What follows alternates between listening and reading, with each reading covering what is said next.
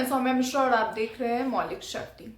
SBI को 6 मार्च तक का समय दिया गया था। समय इसलिए कि वो तब तक इलेक्टोरल बॉन्ड्स के जो रिपोर्ट है वो चुनाव आयोग को दे दे 6 मार्च तक।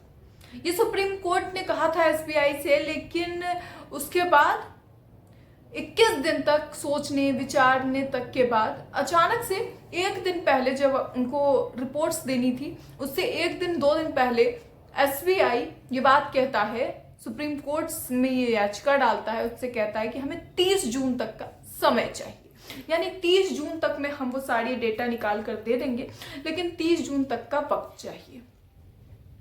दोस्तों, इस बात का डर शुरू से ही लोगों को था। इसलिए था क्योंकि कहीं ना कहीं इलेक्टोरल बॉन्ड्स का अगर कच्चा चिट्ठा बाहर आ जाता है तो शायद केंद्र में बैठी सरकार को इससे नुकसान हो सकता है, और इसी बात का डर उन्हें खाया जा रहा था। दोस्तों, जब इलेक्टोरल बॉन्ड्स को बैन किए गए तभी से लोगों के दिमाग में था कि आखिर कौन सा नया रास्ता निकालेगी सरकार।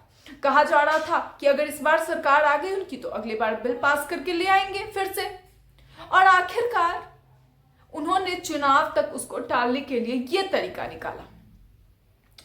प्रेशराइज है एसबीआई, या फिर अब उनको करना ही है, प्रेशर में करें या स्वेच्छा से करें, क्योंकि सबसे ज्यादा शेयर्स गवर्नमेंट के पास ही है उसके। ऐसे में अब सवाल बार बार यही उठ रहे हैं कि क्या एक बार फिर से केंद्र सरकार में बैठी जो पार्टी है, BJP party, Bharatiya Janata party, क्या वो इस प्लानिंग के तहत इलेक्टोरल बॉन्ड्स को टिकाए रखना चाहती है? क्या यही कारण है कि वो चाहते हैं कि एक बार चुनाव हो जाए, उसके बाद हम अपनी मनमर्जी से इसे वापस से ले आएंगे और इंप्लीमेंट कर देंगे? दोस्तों, ये अहम सवाल तब तैरने लगे जब एसबीआई ने 30 जून तक का वक्त मांगा है। सुप्रीम कोर्ट से कहा है कि 30 जून तक में हम दे देंगे चुनाव आयोग को सारा हिसाब किताब और सारे डिटेल्स जमा कर देंगे।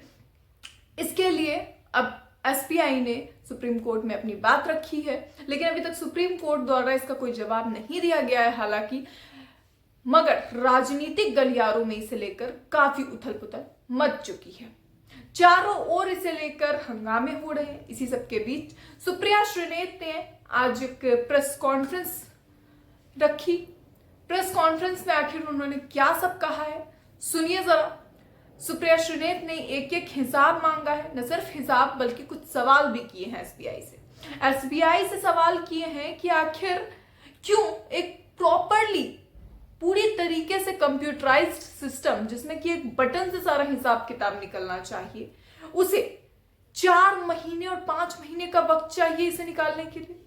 आखिर क्या कारण है इसका? ये हिसाब अब सुप्रिया श्रीनेत ने मांगा है, जवाब मांगा है, क्योंकि कुछ अहम सवाल उन्होंने इस सब के मद्देनजर उनके सामने रखे हैं। यहां तक कि उन्होंने इस पूरे मामले को एक हास्यास्पद बात भी करार किया है। क्या सब कहा है सुप्रिया श्रीनेत ने, जरा सुनिए दोस्तों, उसके बाद इसे लेकर हम आगे चर्चा करते हैं। भी साइट पर चले जाइए, इंटरनेट की कोई भी चीज देखिए, वहां पर दांत चियारे हुए, हंसते मुस्कुराते, आत्ममुग्ध हमारे देश के प्रधानमंत्री हर पोर्टल पर, हर साइट पर, हर वेबसाइट पर नजर आते थे। क्योंकि बीजेपी खूब धड़ाधड़, पैसा इतना है, इलेक्टोरल बॉन्ड से छुपाया जा रहा है, पानी की तरह बह रहा था वो पैसा। 50 पूंजीपतियों की बढ़ती हुई हिस्सेदारी, उनका बढ़ता हुआ प्रभाव, नीति निर्माण कुछ ही लोगों के लिए होना, यह सारा कच्चा चिट्ठा जो था वो खुल जाता अगर लोगों का नाम सार्वजनिक हो जाता। लेकिन बड़े हैरत अंगेज तरीके से जो एक्सपेक्टेड था, इसकी हम उम्मीद कर रहे थे कि एसबीआई सुप्रीम कोर्ट के सामने ये कहेगा, और एसबीआई ने ये कर दिखाया। एसबीआई ने सुप्रीम कोर्ट से कहा है कि ये डेटा देने में एसबीआई असमर्थ है और उसको 30 जून 2024 तक का वक्त चाहिए। मतलब टोटल 5 महीने का वक्त इस देश के सबसे बड़े bank state bank of India को चाहिए। और हास्यास्पद बात यह है कि डेटा देना है 22,217 इलेक्टोरल बॉन्ड का। यह कितनी बड़ी विडंबना है कि 22,217 इलेक्टोरल बॉन्ड का जो डेटा डिजिटल इंडिया में और पूरी तरह से कंप्यूटरीकृत, पूरी तरह से कंप्यूटराइज्ड एसबीआई को एक क्लिक ऑफ अ बटन पर यह डेटा मिल जाना चाहिए। इसके लिए एसबीआई को 5 महीने चाहिए। वो एसबीआई जिसके पास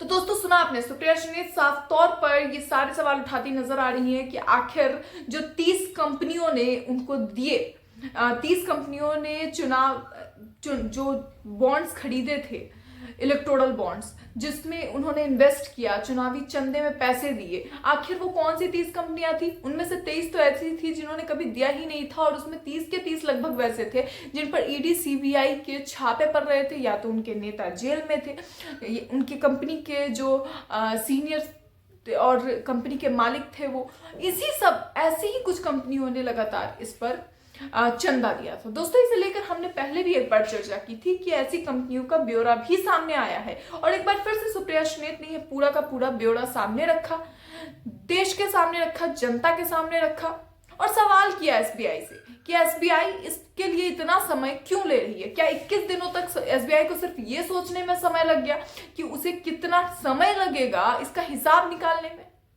इसी सब को लेकर सुप्रिया श्रीनेत ने लगातार उन पर सवाल किए, लगातार सवालों के घेरे में रखा, न सिर्फ सवालों के घेरे में रखा बल्कि कई मुद्दों पर उन्होंने चर्चा की। ऐसे कई मुद्दों पर चर्चा करने के साथ ही अब लगातार विपक्ष इस पर सवाल कर रहा है। आखिर इसे लेकर पूरी खबर क्या है जरा देखिए। जी बिजनेस की खबर है जहां पर लिखा गया है, इलेक्टोरल बॉन्ड की डिटेल्स देने के लिए एसबीआई ने मांगी 30 जून तक की मोहलत। सुप्रीम कोर्ट ने 6 मार्च तक मांगी थी जानकारी। SBI electoral bond details. State bank of India ने इलेक्टोरल बॉन्ड से जुड़ी डिटेल्स को जमा कराने के लिए सुप्रीम कोर्ट से 30 जून तक का समय मांगा है।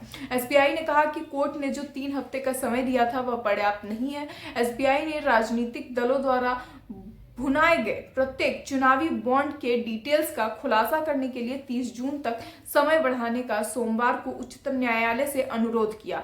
पिछले महीने अपने फैसलों में सुप्रीम कोर्ट ने एसबीआई को 6 मार्च तक निर्वाचन आयोग को डिटेल्स पेश करने का निर्देश दिया था। इसके साथ ही सुप्रीम कोर्ट ने पेश किए गए डिप्लीकेशन में एसबीआई ने दलील दी है कि प्रत्येक साइलो से जानकारी फिर से प्राप्त करना और एक साइलो की जानकारी को दूसरे से मिलाने की प्रक्रिया में समय लगेगा, और इसीलिए जो है उन्होंने ये इतना लंबा समय मांगा है। हालांकि अब ये जो समय मांगा गया है उस पर सवाल उठ रहे हैं, और आपने देखा कि किस तरीके से सवाल उठाए जा रहे हैं। इसे लेकर आपकी क्या राय है? अपनी राय कमेंट बॉक्स में जरूर बताएं। ऐसी और खबरों के लिए देखते रहिए मौलिक शब्द।